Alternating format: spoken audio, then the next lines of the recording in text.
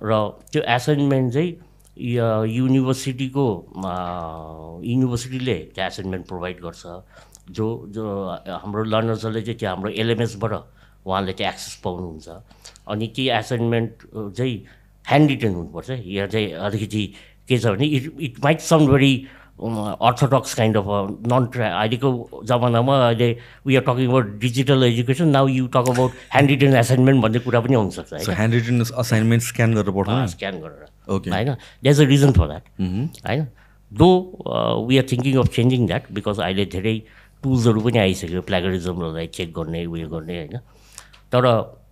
युनिभर्सिटीले के भन्छ भने it has to be handwritten there is a reason behind it किनभनेदेखि once you tend to write you tend to learn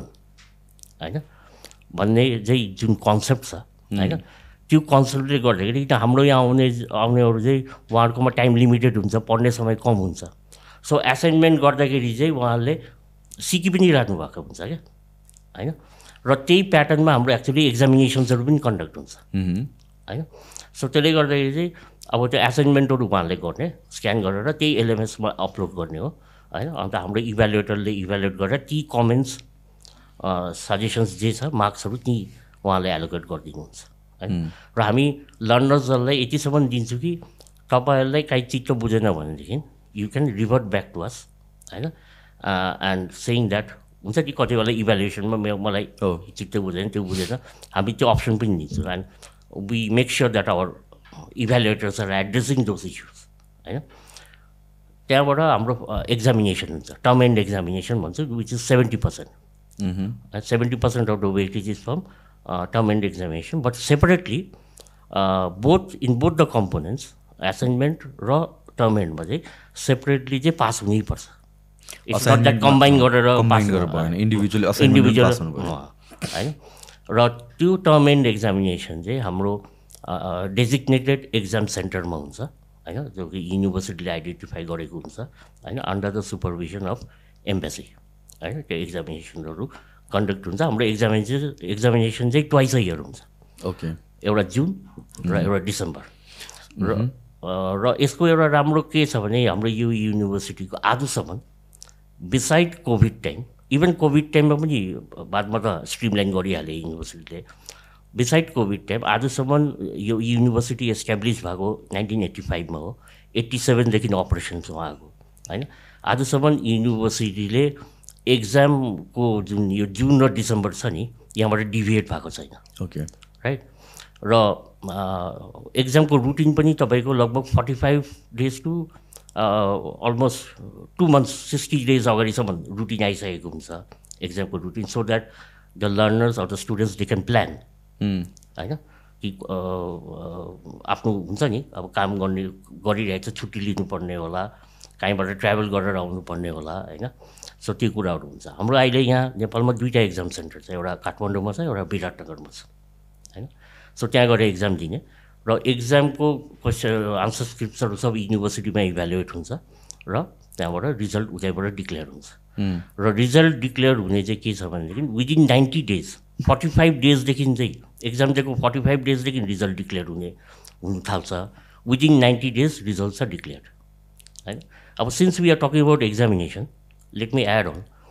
एक्जामिनेसनको चाहिँ हाम्रो युनिभर्सिटीले के भन्छ भनेदेखि if you are not satisfied with your marks होइन हाम्रो स्टुडेन्ट्सहरूलाई 2टा अप्सन दिन्छ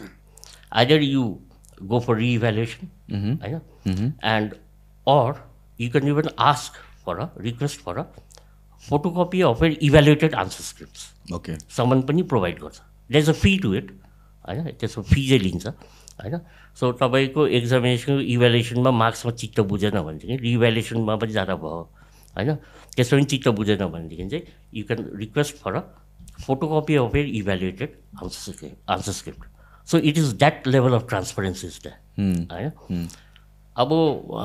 यो त भयो हाम्रो वेटेज सिस्टम अब प्र्याक्टिकल ओरिएन्टेड जुन प्रोग्राम्सहरू छ एमसिए बिसिए होइन त्यसमा चाहिँ अर्को एउटा एडिसनल कम्पोनेन्ट हुन्छ प्र्याक्टिकल्स होइन सो प्र्याक्टिकल्सको लागि अघि अमितले भनेको जस्तो attendance is mandatory 75% attendance is mandatory हुन्छ होइन अरू नन प्र्याक्टिकल सब्जेक्टमा चाहिँ एटेन्डेन्स म्यान्डेटरी हुँदैन होइन त्यसमा चाहिँ आफूले मिन्स त्यसमा चाहिँ आउनै पर्छ भने उयो चाहिँ छैन होइन, म्यान्डेटरी चाहिँ हुँदैन। तर प्र्याक्टिकलमा चाहिँ म्यान्डेटरी छ, 75% एटेन्डेन्स इज म्यान्डेटरी। ओके, अब कस्तो प्र्याक्टिकल कोर्सेस पर्छ होला प्र्याक्टिकलमा? अहिले BCA र MCA ओके, होइन, कम्प्युटर कोर्सेसहरू। अनि त्यसको चाहिँ फेरि प्र्याक्टिकल एक्जाम छुट्टै हुन्छ होइन। अनि प्र्याक्टिकल एक्जामको छुट्टै कन्डक्ट हुन्छ, युनिभर्सिटीले नै कन्डक्ट गराउँछ होइन। र त्यसमा पनि छुट्टै सेपरेटली नै पास गर्नुपर्ने हुन्छ होइन। यो चाहिँ अब हाम्रो वेटेज सिस्टम्सहरू होइन। अनि त्यहाँबाट चाहिँ अरू सिस्टम भन्दाखेरि अब काउन्सिलिङको कुरा अघि मैले गरि नै हालेँ। सो जस्तो कि इक्जामको कुरा आयो, एभ्री 6 months or 1 year हुन्छ इक्जाम होइन। कोही स्टुडेन्ट प्रिपेयर्ड छैन भनेपछि त्यो स्किप गर्न पाउँछ कि कसरी हो? कि त्यो फेल हो कि रिएक्जाम दिनुपर्ने हो कि? किनभने मोस्ट युनिभर्सिटीमा I believe that's how it happens होइन। सबैजना अटोमेटिकली नै रेजिस्टर्ड जस्तै हुन्छ, जस्ट इन केस उसले अटेन्ड गर्न पाएन भने त्यसलाई फेल जस्तो काउन्ट गर्छ अनि फेरि रिएक्जाम दिनुपर्ने हुन्छ। हाम्रोमा चाहिँ इन्डिभिजुअली इक्जामको लागि रेजिस्टर गर्ने या नगर्ने भनेर हुन्छ कि how does it work? Yo let's say for somebody जो चाहिँ अब समथिङ क्यान ह्यापन, अब म काम गरेर आएको बेलामा वर्किङ इन्डिभिजुअल्सको ल 1 year मैले होइन काममै ब्रेक लिनु, काममै ध्यान दिनु पऱ्यो, एजुकेसनमा मैले ध्यान दिनु सक्दिनँ भने त्यस्तो केसमा एक्जामिनेसन के हुन्छ? हुन्छ यसमा चाहिँ तपाईँले एकदमै यो चाहिँ आइरहेको कुरा नै हो। यो तपाईँले पहिला त अब भन्यो नि अघि हाम्रो सरले भने जस्तै तपाईँको चाहिँ रुटिन या डिक्लेयर्ड अनि यो टेन्टेटिभ रुटिन त तपाईँको 2-3 वर्ष अगाडि नै आउँछ, त्यहाँदेखि यु क्यान प्लान अहेड। अब यस्तो केसेसमा चाहिँ तपाईँले फर्म पनि फिलअप गरिसक्नु भयो, अब you done everything, pay due सबै कुरा तिरेर अब यो प्रिपेयर्ड, अब on the exam date you could not appear होइन।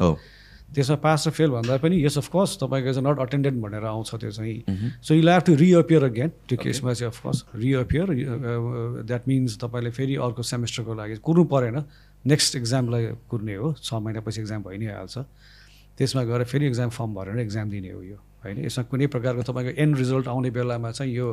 यसरी यो अपियर भएको छैन, यो ब्याकलग छ भन्ने कुरा केही पनि मेन्सन गरेको छैन। त्यस्तो केही पनि हुँदैन। सो अनि अर्को कुरा के हो भन्दाखेरि तपाईँले अब भयो, तपाईँले अगेन अब एक्जाम अब तपाईँ यु नट प्रिपेयर्ड, अब यस्तै कुरा आइदियो भने तपाईँले you can postpone exam again. हेर्नु अघि मैले भने नि